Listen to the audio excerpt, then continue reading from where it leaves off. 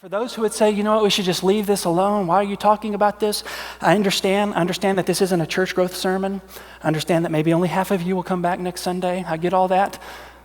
But in Revelation chapter 2, when Jesus condemns the church at Thyatira, he doesn't condemn them because they were committing homosexual acts. He doesn't condemn them for false teaching. They were doing good things. They were feeding the poor. They were clothing the clothless. But he says, what I have against you is that you tolerate that woman Jezebel. And what Jezebel was doing is that she was teaching false teaching. And it says that she was leading people astray into idolatry and sexual immorality.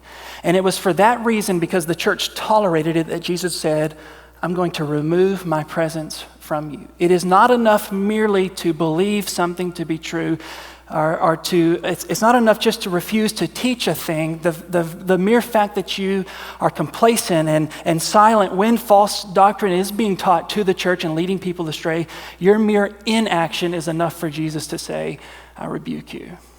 And so we cannot be silent. The loving thing to do is not to just simply stay silent. The loving thing to do is to be true to the scripture, to pursue truth, but to also offer grace. And I understand that will offend people. I get that. But the Bible is an equal opportunity offender. If you are not offended by Jesus at some point or another, you're simply not listening to Jesus. It is true that we will probably offend culture with this view on human sexuality, but the question you have to ask yourself is where do your allegiances really lie?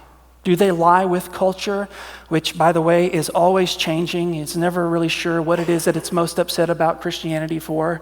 In the 19th century, it was the belief in miracles. Today, it's human sexuality. So are you going to have your allegiances lie with culture, or will you have your allegiances lie with Jesus Christ? Culture's changing, passing away. Jesus Christ is unchanging. He abides forever. And so if I'm going to offend someone, I want to offend anyone but Jesus. So I don't know how you can read the Bible with an open mind and come to any other conclusion other than Scripture explains homosexuality as a deviation from God's design for human sexuality.